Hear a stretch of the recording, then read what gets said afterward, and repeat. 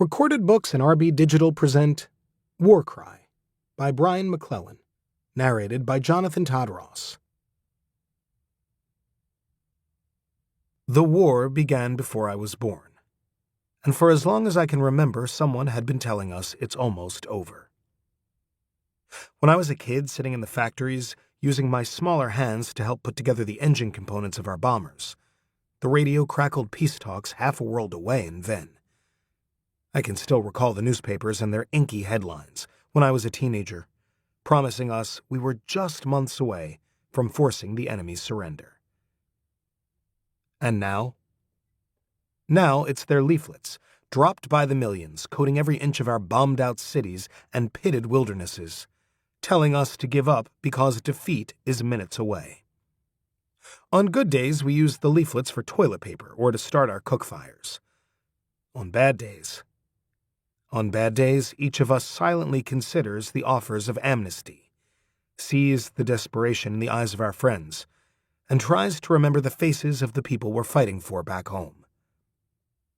It's early morning as Alette and I crouch over our tiny campfire, hands practically buried in the flames for warmth, while she coaxes the last bit of flavor from month-old coffee grounds.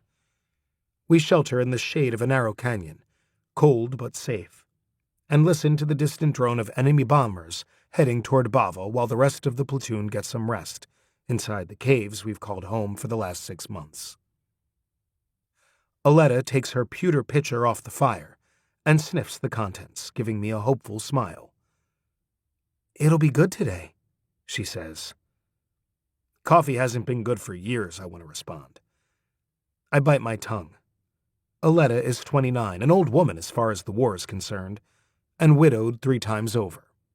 She can shoot better than anyone in the platoon, and sometimes her cooking actually has some zing to it. Unlike mine's always shit.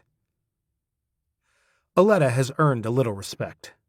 I keep my bitter comments to myself and listen to the distant bombers. I haven't heard the report of an explosion today, which means they're dropping leaflets again. Aletta can see my tilted head and cocks her own to listen. 9 days in a row, she says. No bombs, just paper. Think they're out of bombs? I ask. Aletta shrugs. We can hope. There's always hope, I echo, though I don't feel much.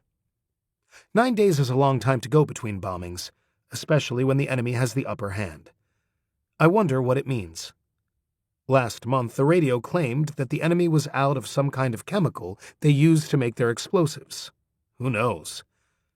Whatever the cause of their leaflet campaign, I won't argue.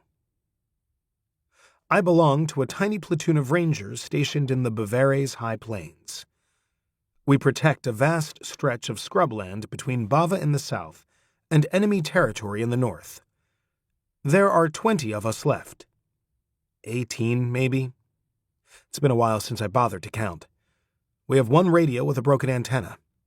From time to time, it spits out propaganda, news, coded messages. It goes in and out depending on whether the enemy has managed to bomb our radio towers in Bava faster than we can rebuild them. We have enough carbines to arm the platoon twice over, a few good rifles and 1 machine gun. We have ammunition from the last supply run. We have some fuel for our little one-seater, open cockpit fighter that the crew affectionately calls Benny. We even have a pilot and a runway, which, if the enemy propaganda is to be believed, may be the last functioning runway our side controls within 600 miles. Our mission is to harass the enemy, to keep them on their toes while the hats back in Bava try to work out a strategy to push them back. We are very good at our jobs. The hats are less so at theirs.